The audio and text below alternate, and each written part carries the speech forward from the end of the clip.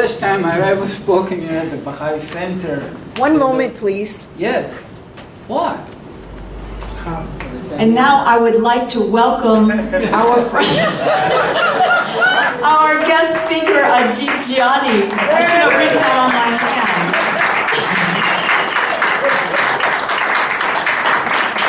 That was such a lovely prayer. I seriously reminded me of my young days attending Mass at a Catholic church. I mean, literally did. We need the mic. Mic would do better. So I have never ever spoken at the Houston Bahá'í Center, but the front row is occupied by people. Most of the time, people scramble to the back. This has a lot to do with the fact that as I look at this crowd, none of them has ever heard me speak before. Nobody would dare sit in the front row when I'm speaking. So thank you very much. I mean, this is a great sacrifice, I understand.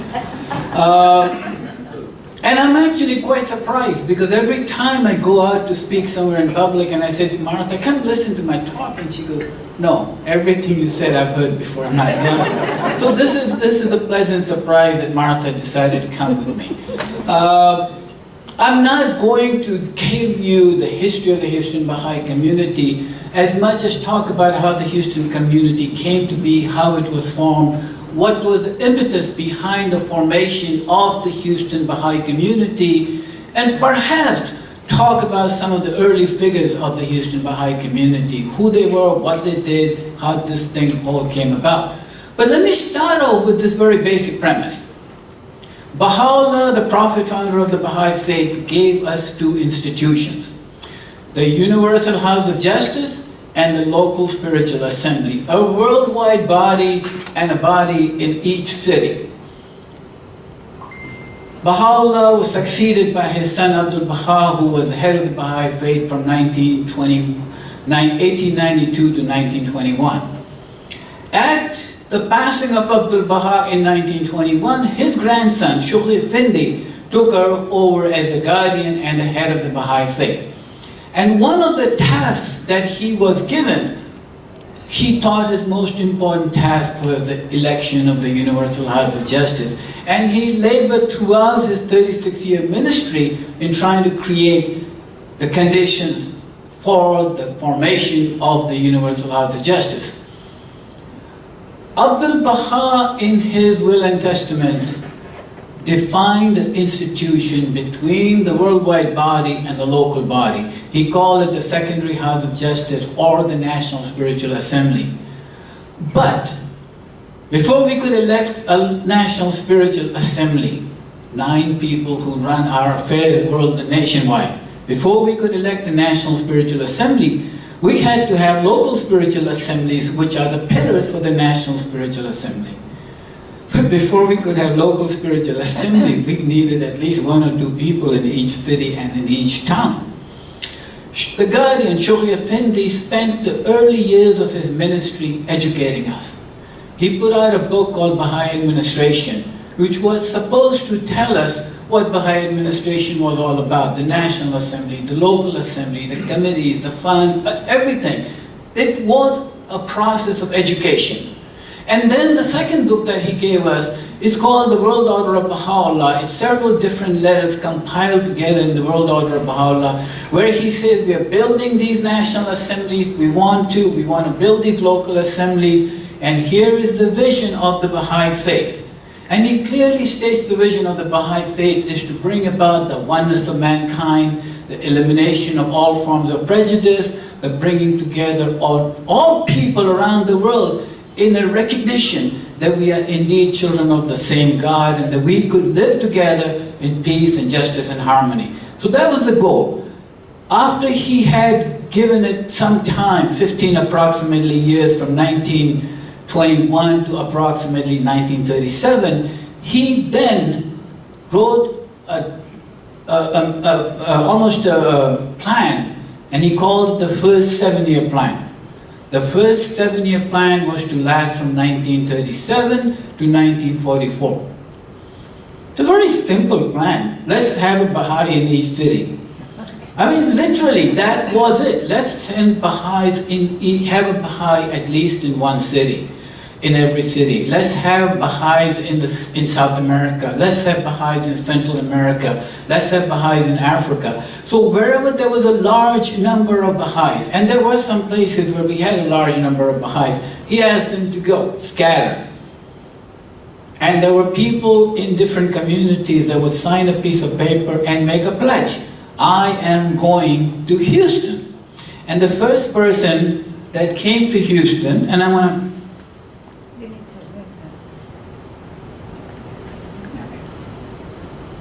Am I standing in your way, Martha? Yeah. I see Carmen trying to look around you. There you go. I was telling people when I was first married I was 300 pounds, and Martha's cooking has brought me to this condition, and she still can't see around me. Okay.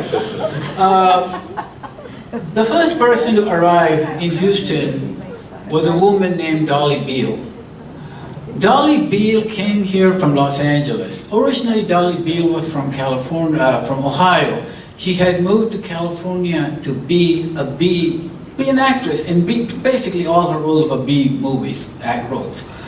So she acted in a bunch of B movie roles, but around the time 1930s rolled around, they had gone from silent movies to people needing to talk. Now, I've never talked to Mary Beal Edson, but I don't know if she had a great talking voice or she had a squeaky voice. But when the movies started to have conversations, Dolly Beal then decided that she was going pioneering. And so she came to Houston in 1939. She was the first person to come here. For those of you that are movie buffs and you want to know her movies, there's a list. But that movie, The Son of Thomas Gray, was the most famous movie that she participated in. And you can still see it online. And it tells you who the actors were, and it describes her as Dolly Beal. There is a handful of people in this room that knew Dolly Beal. I think, Sherry, you did. You did too. You didn't know Dolly Beal, you knew Mary Beal Edson. That's right. Dolly was a nickname, a movie nickname. So when she came to Houston, and she married a gentleman named Dwight Edson. And when she married Dwight, she went back to using her given maiden name of Mary Beal Edson.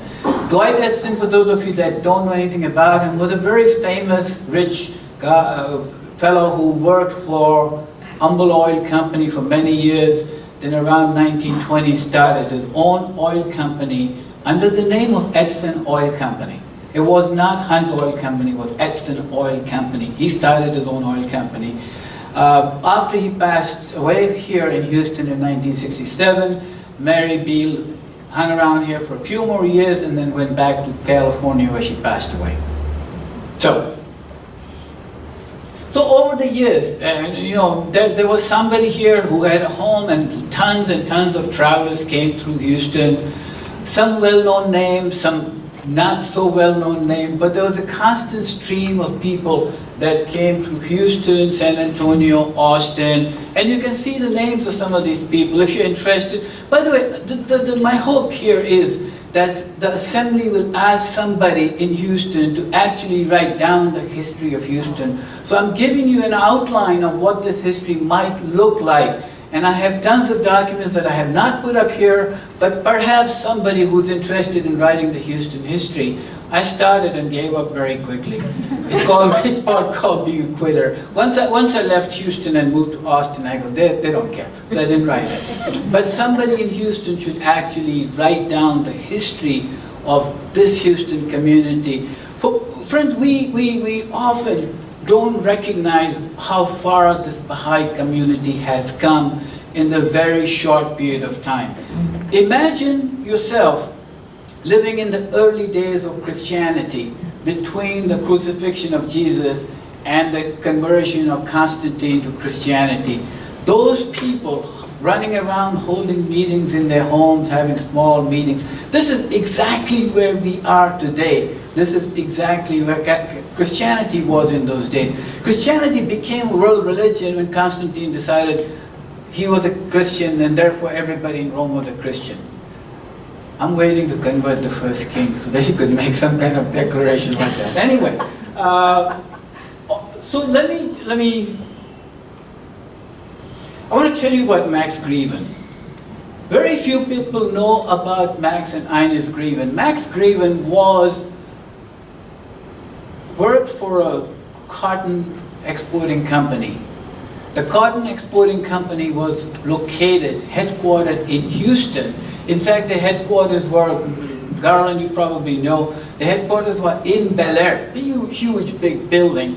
Clayton Anderson, Clayton, whatever.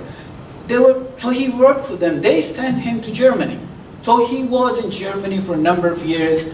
And then things started to get a little tough around the 1930s. He went to Holland. While he was living in Holland, Shoghi Effendi said to him, you know, the Baha'is in Nazi Germany are being mistreated. Go talk to the authorities. And he did. He went and talked to the authorities, and he talked to the authorities, kept going back. Even though the guy didn't tell him to go back, he kept going back again and again to talk to the Nazis about the mistreatment of people. Not just the Baha'is, but mistreatment of all people, but certainly of Baha'is. And then Shoghi Effendi writes to him, Mr. Greven, although Mr. Greven was forced to move to Holland in the autumn of 1937 due to business restrictions, he continued to travel to Germany to make repeated pleas to the government, but always received a promise without results.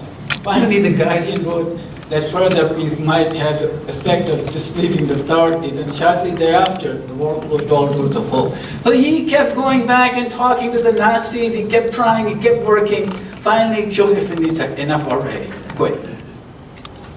And then he went to Holland. And they lived in Holland for a very short period of time before the Nazis invaded Holland. And he got on the last ship out of Holland. Apparently it was a ship moving cheese to somewhere. So he sat through the stink of the cheese for the long ship journey from Holland all the way to Houston. And in Houston he went to work for his company, the cotton exporter. What was it, did I say? Anderson Clayton. He went back to working for Anderson Clayton. So Max Greven, yes ma'am. Isn't, just a little teeny footnote, isn't that where, because they were on this ship with the cheese, I've read, there was bombing around them, but their ship was protected because the cheese expanded. I have read that story too. Yeah. You know,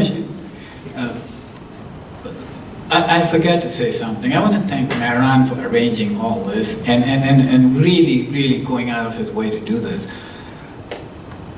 But Mehran had told me that I need to have a very short conversation here and sit down quickly. He apparently, did you hear the story George Bush tells? He says he was speaking in an oval-shaped room, and he was going on for a little bit long. And the guy at this side of the oval took his shoe off and threw it. It hit him in the ear, and then he turns around and the other guy from the other side says, hit me again, I can still hear him.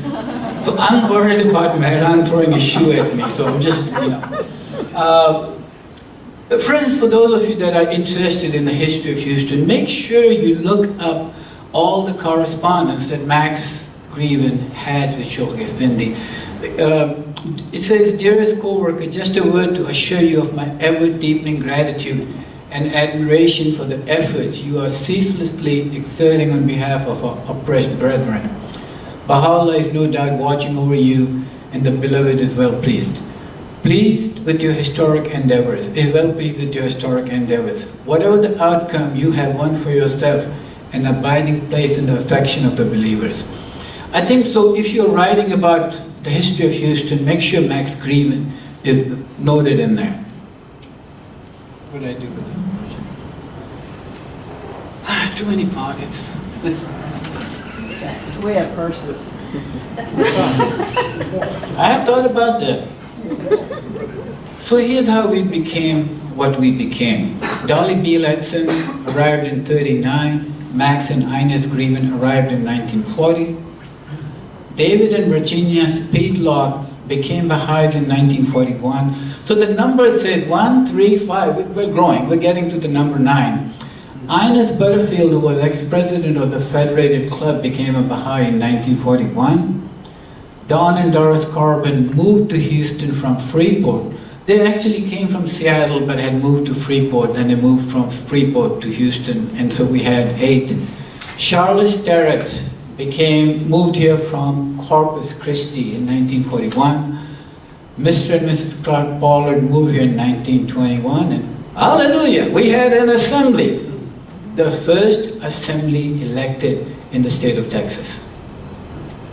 There were Baha'is living in Austin, San Antonio, Dallas, etc. But Houston was the very first assembly elected in Texas.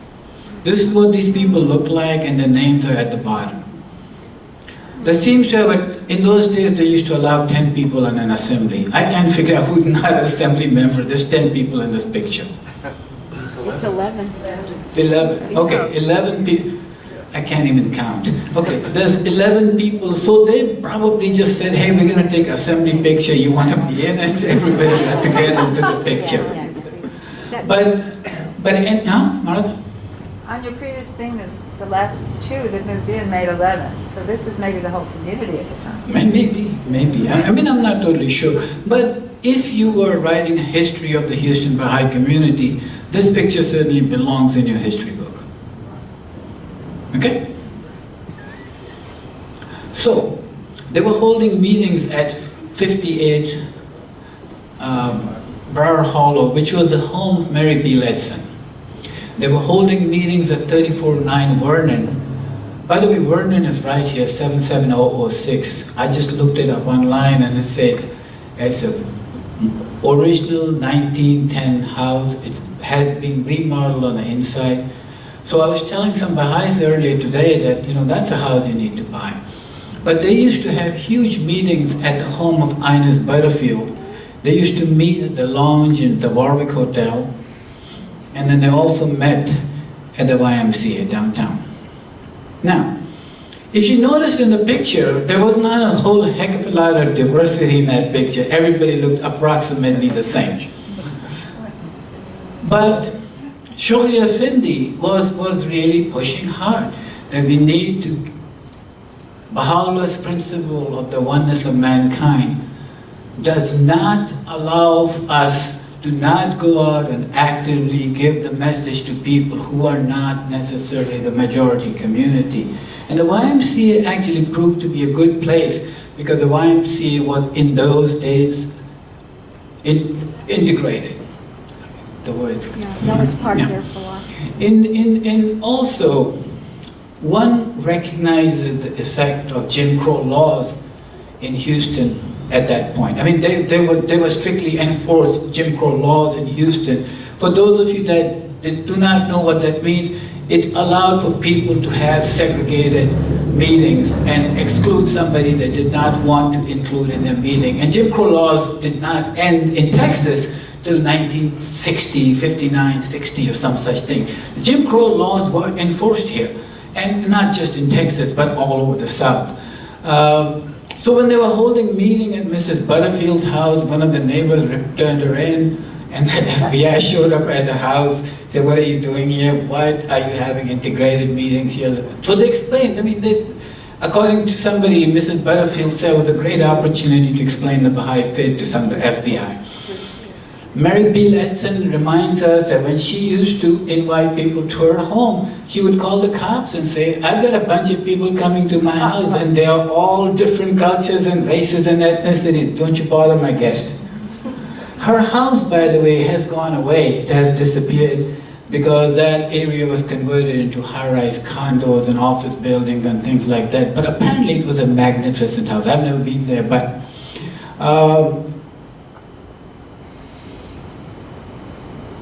in several instances, members of the Baha'i community itself had issues attending integrated meetings.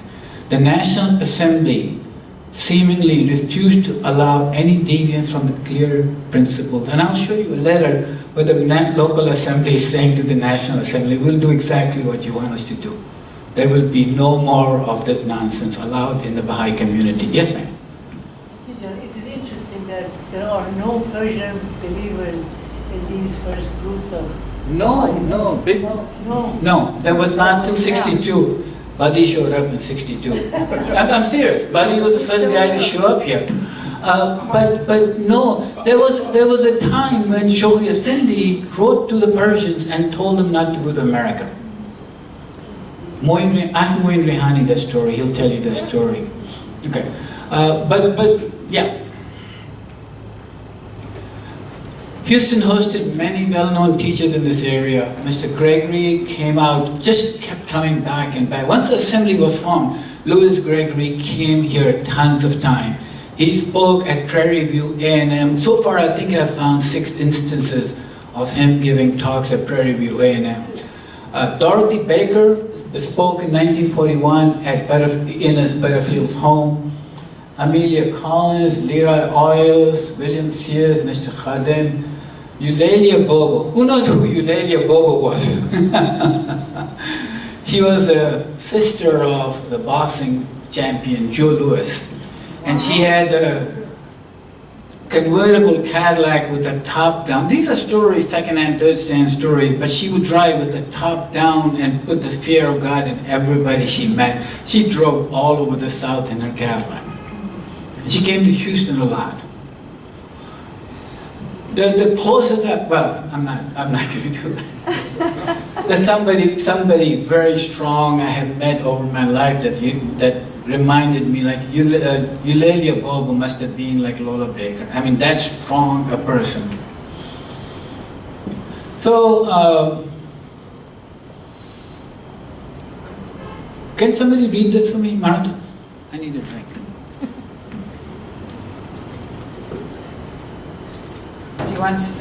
Where do you want me to start? Just with dear friends? Okay. We regret that we have not been able to acknowledge earlier your annual report for the year ending April 21st, 1956.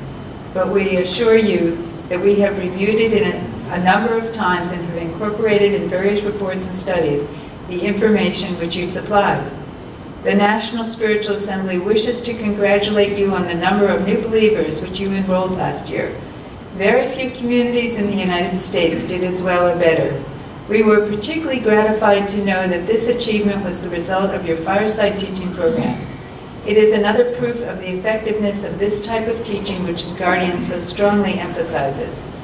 Would it be possible for some member of your assembly to send us a report of how you conduct your firesides and what subjects you cover with the contacts or inquirers who attend? Apparently, there is a progression from the fireside to study classes for the inquirers to prepare them for enrollment. Such a report might be a good item for publication in Baha'i News, through which we endeavor to give encouragement and new ideas to the believers who are trying to improve their teaching techniques. We should also like to know if the 2 booklets, which were sent to all of the American believers by the National Spiritual Assembly in recent months, have been helpful particularly to the new believers in giving them an understanding of their responsibilities as Baha'is and of the purpose and functions of the local and national spiritual assemblies. That letter was signed by, in case you didn't know, Horace Hawley. That's a very long letter for Horace Hawley, because Horace Hawley's letters were like 3 lines and end up in. So, this is an important letter, dear friend, and I want you to read this. Cheryl, you read it. I have an accent, so I let somebody else read it.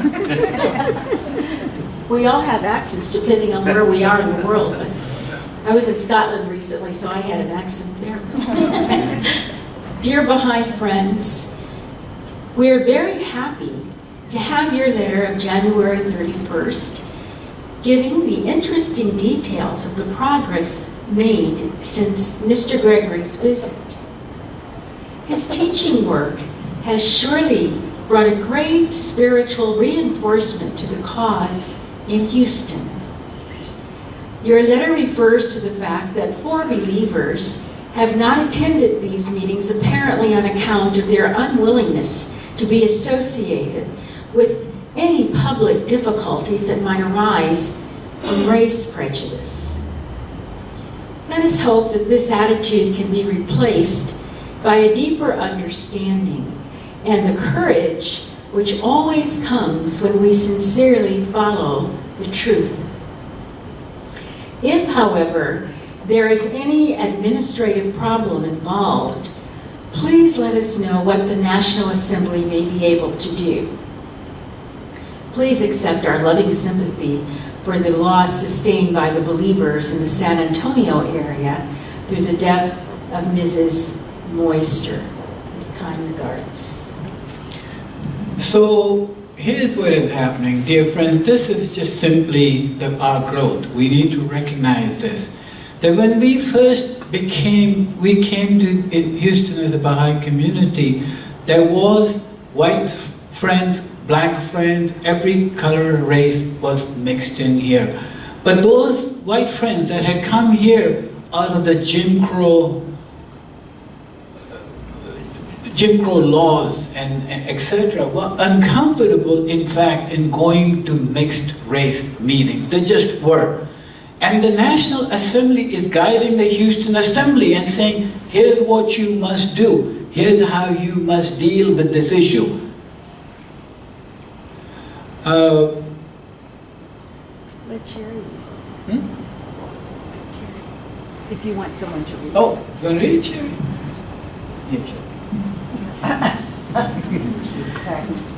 Dear Mr. Hawley, we thought you would like to hear of our progress since Mr. Gregory's visit.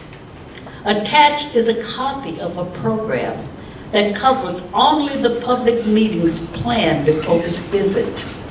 We are surely keeping him busy. It's supposed to be keeping, but it got keening him busy. There were 150 present at the meeting in Kelsey Courts Wednesday evening and 75 or more Sunday at the high school. Besides this, there has been a series of fireside meetings and dinner parties, and he will no doubt stay on through the following week. This is begging for him to stay on for the following week. Only a few of us have had the pleasure of meeting Mr. Gregory, and the friends are thrilled beyond words. I have never witnessed such a clamoring of books, literature, and opportunities to speak with him.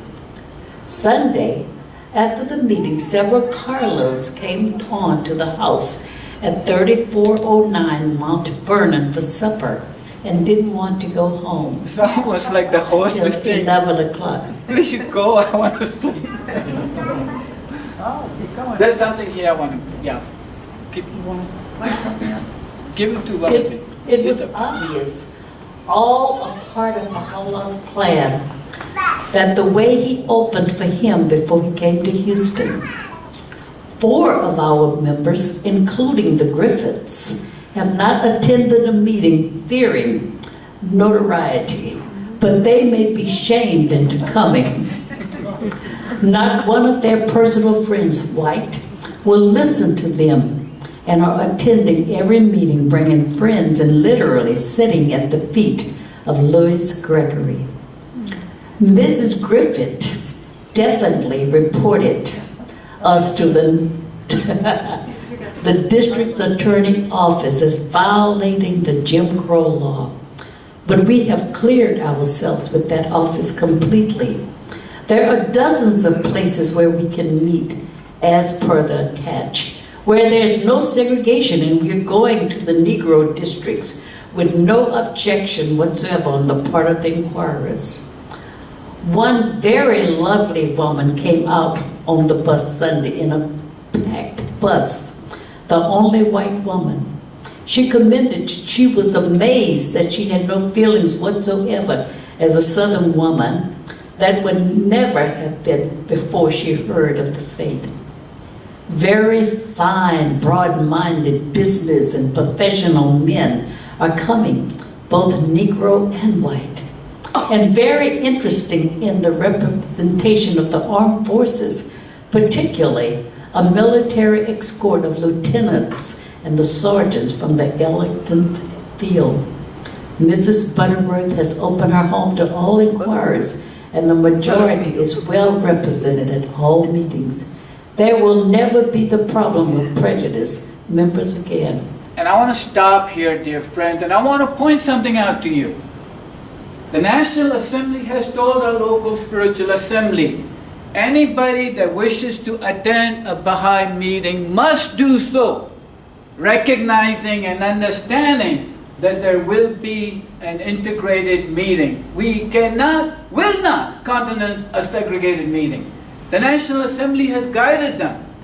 Our local assembly and the local assembly has made the decision. You want to hear about the Baha'i faith?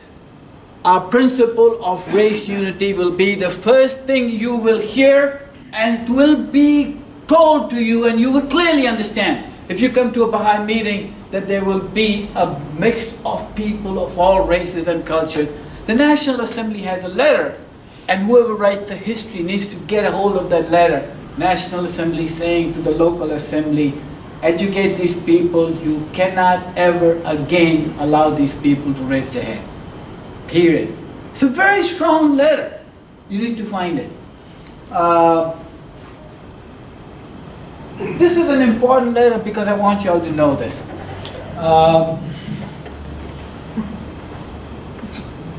Either feed me or you have to read. Go ahead. The Houston Assembly is happy to report 2 new voting members. Sergeant Anthony Nukebauer, guess the address doesn't matter, and James Dean Reynolds. Dean Reynolds is the first Negro member in Texas and a truly wonderful soul, as Mr. Louis Gregory will tell you when you see him. In fact, I forgot to record his address during the consultation. We were also touched by his pure and humble spirit. He taught school for 30 years and is retired dean of Prairie View College now. He feels the real teaching has just begun. We hope to keep right on reporting new members to you. There is much activity going on. So who was Dean Reynolds, James Reynolds? It tells us they're doing a Prairie View College. You know, there is a public school named after James Reynolds. It's called the James Reynolds Elementary. I challenge you to go to that school and see if there is a picture of this first African-American Baha'i hanging on the wall. You're writing the history of Houston? Go find his picture. His picture belongs in your history book along with the picture of Dolly Beale, Mary Beale Edson. First person to be a Baha'i in Houston, first person of color to be a Baha'i in Houston. This is what it says.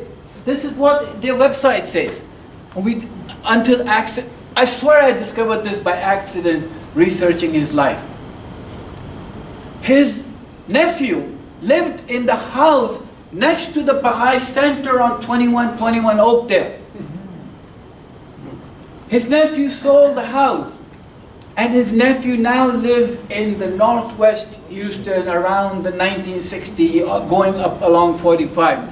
Somebody figure out James Reynolds Jr., call him. Go visit with him, tell him to tell you what he knows about his uncle. It's a 1-hour project. Really, it is a 1-hour, 2-hour project. Find out if your uncle left you any papers that we might look at. You need to establish an archives. Everybody here... I live in Austin. Talk to these people. Everybody here needs to go through your personal records and any correspondence you have from the community, submit it to some person who takes on the task of just filing this stuff. So there are many sub-jobs here. Absolutely agree. We should do this.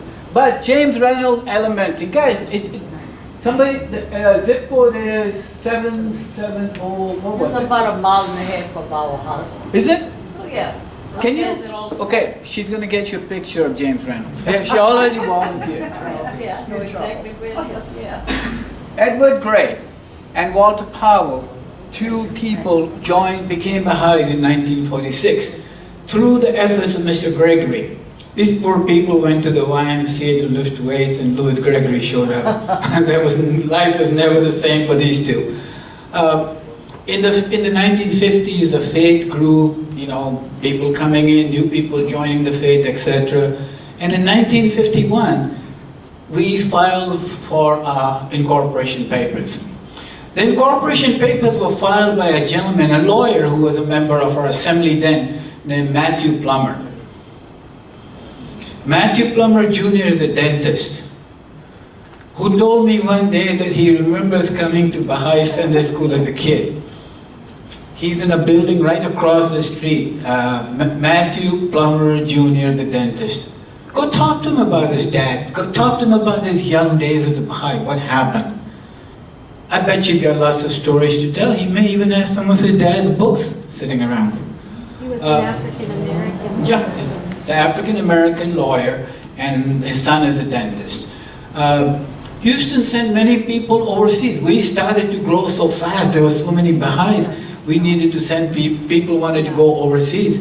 So Dorothea Lacey and her whole family, Bonnie Sue Sparks or Bonnie Sue Wilder, they all went off somewhere. Barbara Taylor went off to Alaska. There's correspondence here between the local assembly and Barbara Taylor in thanking her for doing the pioneering to Alaska. There was lots of growth, slow growth, but there was a lot of growth in the 50s and late 60s. And then in 60-something, 64 I think, Cherry became a Baha'i at the home of David Morris. And David Morris used to hold really good firesides here in Houston. And then when Cherry became a Baha'i, David basically said, my task is done, I'm leaving. And he went off to South, what country did he go to? Belize. Belize. He went off to Belize. By the way, again, I want to remind you that David Morris now lives in Beaumont, Port Arthur area. If anybody wants to go talk to David Morris about his time in Houston, he would be a good guy. His daughter lives in Austin, and granddaughters. They all live in Austin. I could be happy to arrange anybody to meet with them. Ajit, you missed Mary Helen Brown. Oh, Mary Helen Brown. So I have to tell you the story. You know, I call Mary Helen Brown probably once a month or so just to see how she's doing. It's like, this week I called her and said, Mary Helen Brown, yours was the first Baha'i wedding. By the way, once we became a local assembly, and an incorporated local assembly, we were able to hold property, conduct marriages and all this. So Mary Helen Brown's was the first wedding. So I said, Mary Helen Brown, what year did you get married? She said, let's see, I became a Baha'i in September 57. So I probably got married late 57, early 58. She wasn't 100%. So 58 is a guesswork here, okay? That's interesting, because I thought she was serving on the assembly when it was incorporated. No. That was in 50. No, she became, her point of reference is the point of the passing of Sheikh Effendi in 57. She says she became a Baha'i exactly 2 months before the Guardian passed. So, anyway, so Cherry took over the firesides that David Morris was doing, and Cherry had great successful firesides. And Cherry introduced the Baha'i faith to Freddie Baker. And boy, did that change. That changed. I mean, Freddie Baker had the greatest, largest, by the way, firesides. We didn't have Baha'i centers and things like that. So it was kind of like casual gatherings at somebody's homes. And it was one of those where people would say, would you all please go home? I need to sleep. We sat up till 2 and 3 in the morning. Freddie had one quality. I mean, everybody has that quality. But Freddie was the most loving, accepting human being you could come across. I mean, everybody, when I first met Freddie, my first thought was, she reminds me of my mom. I mean, truly, literally, everybody loved her.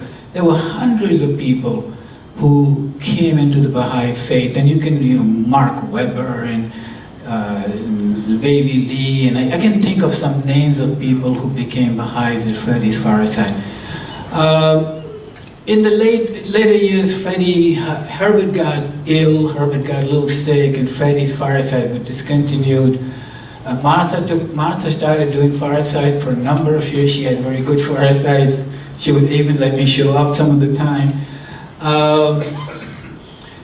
This was also the period when the Persians first started to appear in the Houston community. That's a list of 1962. And there's a bunch of people you probably recognize.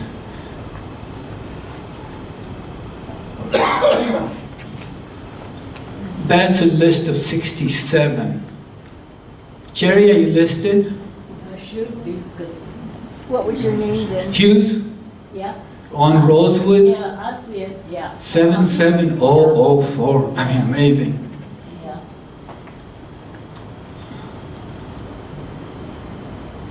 Now that this one bothers me a little bit, Mehran Noor is listed as a youth. I don't ever remember Mehran as a youth.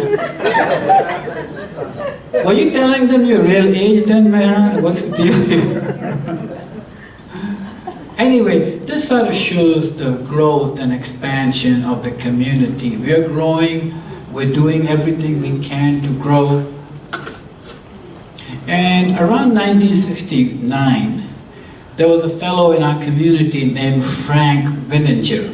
Never met the guy, but Frank Vininger decided we needed a Baha'i center, and he wrote a check, big check.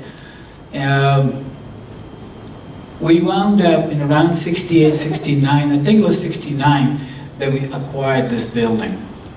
Friends, it was the most dreadful Baha'i center anybody could have. If you, the wires were hanging loose on the wall. Herbert Baker was always running around with the hammer and a screwdriver trying to fix the lights. If you went up to the third floor and you sat on the toilet, you were afraid the toilet would fall to multiple stories. It wasn't pleasant. I mean, it was really. The first floor was good. The first floor was good. They're talking about the first floor toilet here. It was good. At some point though, it got to a point, I want to show you, this is what it looked like. It was right on the corner of 288 Cedar and Oakdale. It was 2121 Oakdale. Recognize anybody in this picture?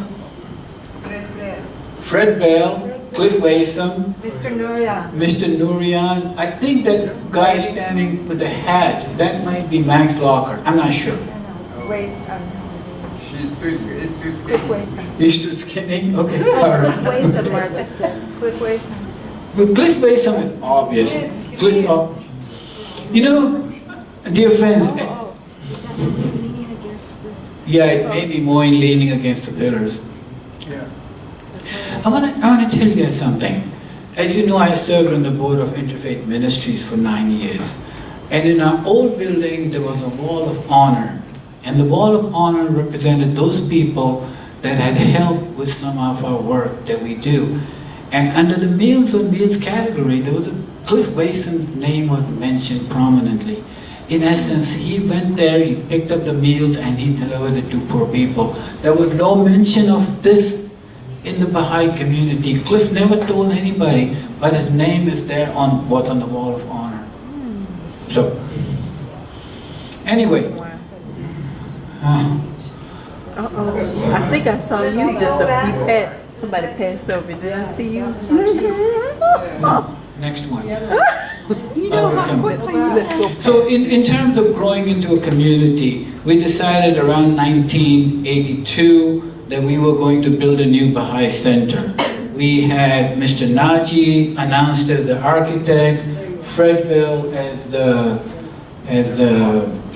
general contractor, and the big work was going to be done by the Baha'i youth themselves.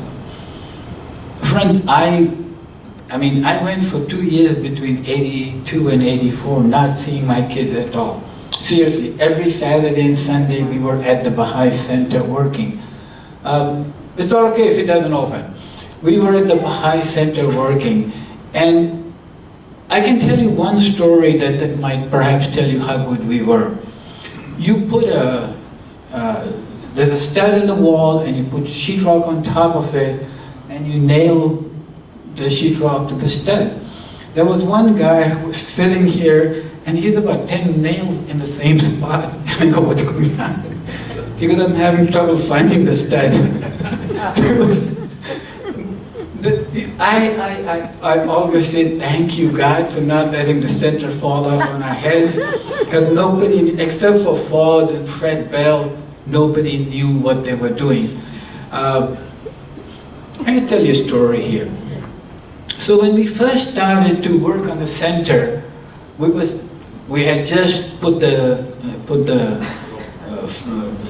foundation down, and we were standing there and doing something All of a sudden, around the corner comes this garbage truck, racing hard, and coming straight at us. And all of a sudden, he hits the sidewalk and he flips over. And this young gentleman jumps out of the cab and goes, "No Braco, no Braco," and runs off. I have never in my life seen old people move this fast. But the truck was, they were racing for their lives. Even, I mean, it was, and the reaction was of fear and concern. I was sitting on the floor laughing. I was so relieved probably that I didn't get killed that day, but I was sitting on the floor laughing. I couldn't stop laughing, it was so funny. You had to have been there to see Fred Bell move as fast as he did to real life. In 1986, we bought a Baha'i cemetery. So we have a Baha'i center, we have institutions, and now we bought a cemetery, which the Houston Assembly has expanded greatly since then. I think we have over 200 cemetery plots there. This is what we look like. I'm looking behind me to say, somebody help me, what the hell am I doing here?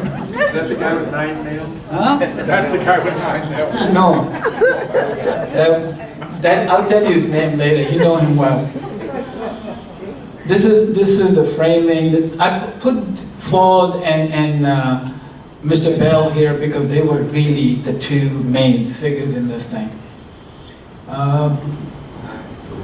This bottom picture reflects something. We kept building and we would stop because we ran out of money. So we would invite the Baha'i community and say, come have lunch with us at the Baha'i Center, you can see the progress. So this is one of the fundraisers. We brought them in and said, look how far we've got, now get your checkbooks out, we need some money.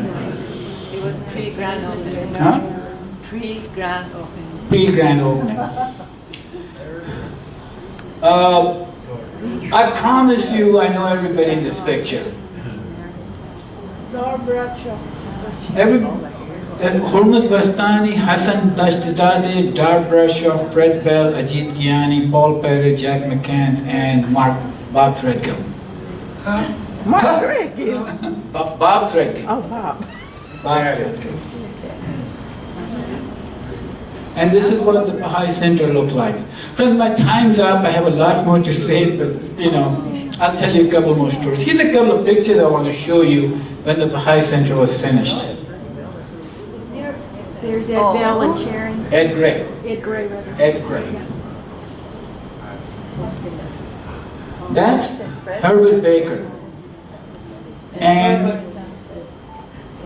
do you recognize other people? The lady on the end, she was a Baptist, and she became a Baha'i. She would go around telling everybody she was BB, a Baptist Baha'i. Oh.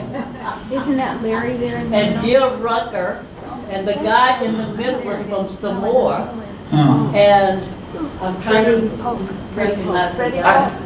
It may be Freddie Polk, I don't know. Anyway, I have several hundred pictures if anybody's interested. Who's these people? Huh? Is it Barbara Hacker's first one? Barbara Taylor. Barbara Taylor. Yeah, Barbara Taylor. Oh, that's Barbara. Looks like Barbara. It is? This is Herbert Baker. We used to have these firesides, and he used to... Herbert Baker, friends, was the best Baha'i teacher I have ever met. He would talk about the Baha'i faith to anybody at any time on any subject. And he really, really was. I mean, if you want to learn how to teach, you have to follow somebody like Herbert Baker around. This is me, Herbert Baker, Ed Gray. This is when I was young and handsome. I'm no longer young. Nor. Who was on the end there? It was Max Locker. I think it's Max Locker. I think it's Max Locker. Oh, there's Andre. Okay, that's Jackie Cohn in front in the two jacket. Behind her is a woman named Leah Stratman. Leah Stratman used to do our newsletter. Jan Sadler, I recognize. Marge Hobbaker, I recognize. Lajimaya is just with the neck sticking out of the back. That's Lajimaya.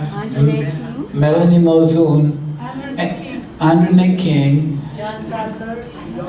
And the Amadys, the Mrs. Amady. Van Hansen. And Hormuz's brother. Farid. And the guy with the hair in the back, that's Flo Wilson Davis's son. And I think his name was Howard. Or Titus. Oh, Which no, one? that one was Titus. That was Titus, okay. Titus. All right. Yeah. And Howard this was is, younger. this lady in the end to the right, I think that is Hormuz Bastani's mother, if I'm correct. Is it? Where? Yeah, that's the... Very far this way. Next to Melanie Moss. Oh, really? Yeah, okay. And this lady, I remember her face. Yeah, I did too. Bridget, somebody. You said Bridget she was Jackson. in the jacket. Yeah. Bridget Jackson. Yeah. Ajit, John How'd you Sadler get is that sitting one? there. Yeah, I recognize. Sitting. So I want to share with you this Mary B. Ledson's cemetery. I just found it. And by the way, for those of you that are writing history, going to the obituary column is a wonderful source of history. You can know when somebody died. And if you know when somebody died, they often list something about that person. So you can find out a lot. But Mary B. Ledson, when she died in '86, her children put this as the Baha'i mother of Texas. She's buried in Austin. No, she is buried in California. In California. Now, let me tell you, in the 80s and 90s, we started to do a lot of different things, different works. We started to work with people from different religious groups, different faith groups. We started to work with interfaith ministries, Catholic charities. We did a lot. And part of the goal of that whole thing was to ensure that the faith became well known in the city of Houston. And I think at this point, you guys in Houston can say, the people have heard about the faith. They may not know much about what we believe, but they have heard about the faith. So I want to tell you one story here before I end. In 80-something, David Hoffman had just retired from the House of Justice. And the National Assembly called us and said, we have David Hoffman, he wants to come and serve in America, could you please do something with him? And so our assembly accepted the offer and said we would love to welcome David Hoffman. So I called, he was in Houston for about a week, and I was sort of responsible for I was his chauffeur, driving him around and trying to make appointments for him. So there's a friend of mine, and I called this friend and said, listen, one of the things I think would be wonderful for David Hoffman to do is visit the Archbishop of Houston. And this friend of mine says, haha, Baha'i Archbishop. The Archbishop knows nothing about the Baha'i faith. You guys are nothing. Nobody's here. Kind of, I'm exaggerating a little bit. I said, okay, that's fine. Archbishop doesn't know anything about the Baha'i faith. Do me a favor. You work for the Archbishop, go ask him. Tell him a friend has made a request that David Hoffman, retired member of the House of Justice, visit the Archbishop.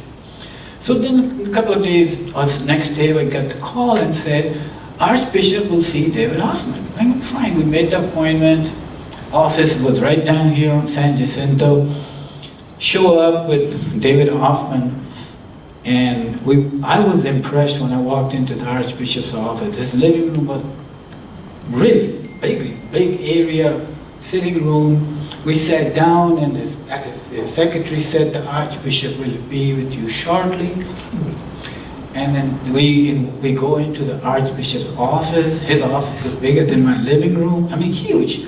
And he says, do you want tea or coffee? And we said tea and cookies. The best in China comes in. And we sit down to talk to, David Hoffman is talking to the Archbishop.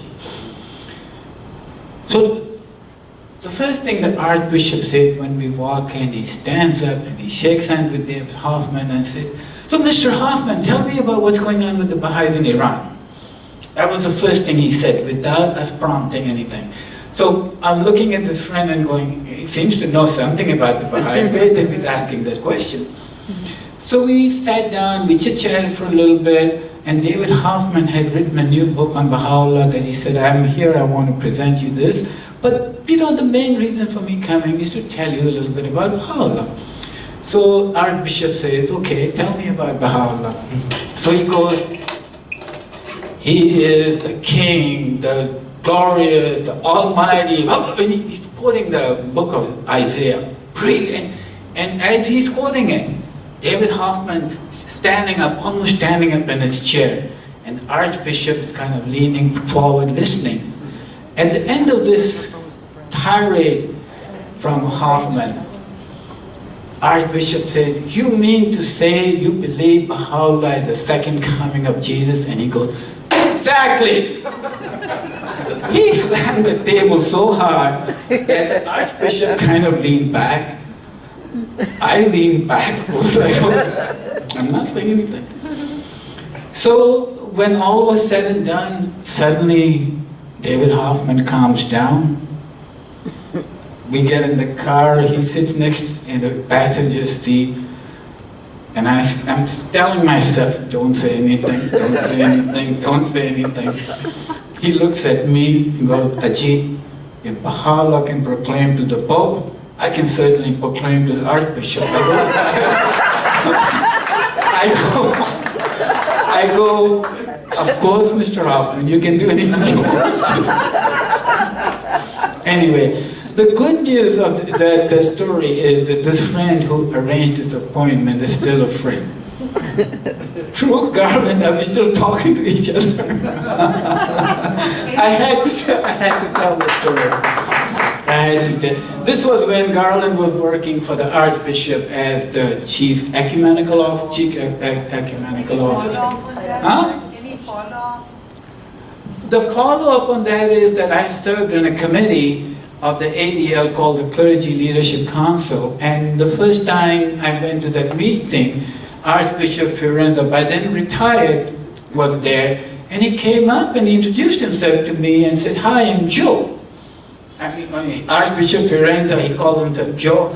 I go, Father, how are you? It's good to see you. You don't remember me, but I came there with Mr. Hoffman from the Universal House of Justice to meet with you. And he goes, I remember.